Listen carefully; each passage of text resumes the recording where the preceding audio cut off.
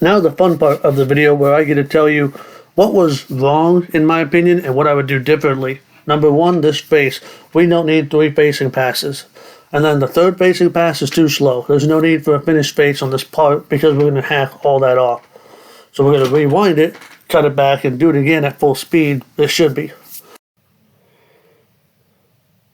So this is better, but this is still unnecessary. Take it out, get rid of it.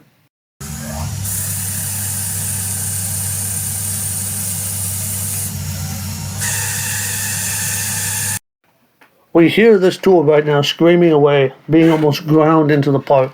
So this is a 32 nose, maybe a 48 nose.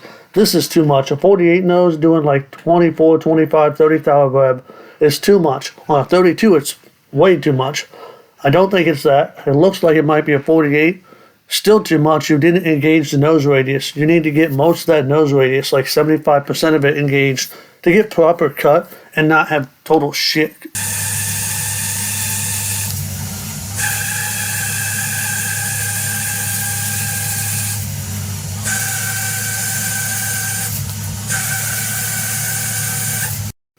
Next complaint is the depth of cut or lack thereof. This is not enough depth of cut to engage that radius. You're not hitting enough of it. We're doing like 15, maybe 20 per side right now. You could do 40 or more and you'd be way better off.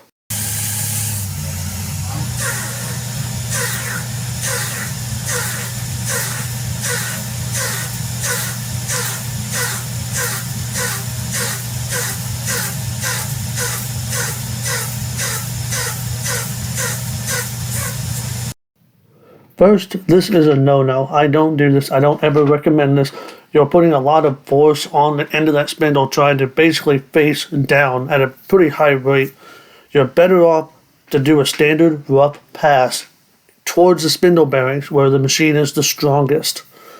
Doing this odd spherical ball facing pattern is a waste of time, and it is really hard on the edge of the insert where it's not normally worn.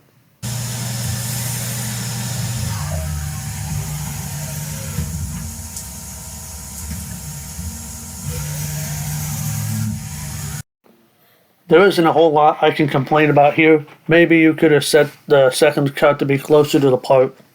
Otherwise, I'm good.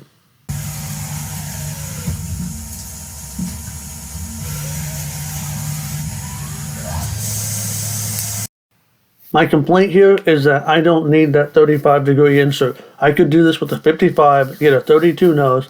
I'd be better off. I could go deeper. I could push it a little harder. This insert, the sparks tell me the surface footage is too high or the insert corner is destroyed.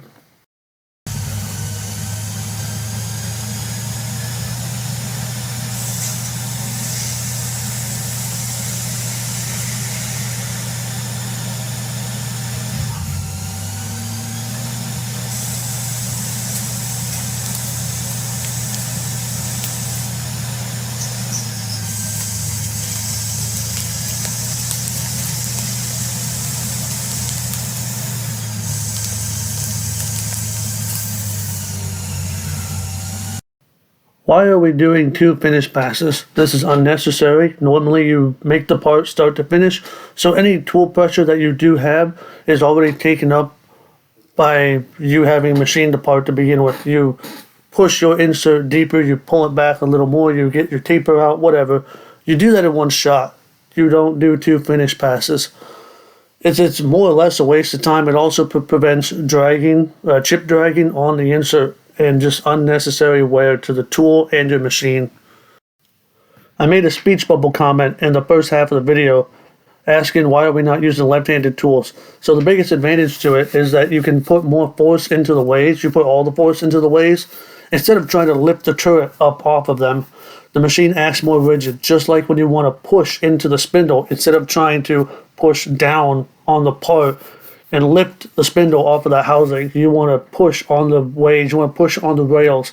The machine will act more rigid. You'll get better cut. You'll get better life out of your machine too.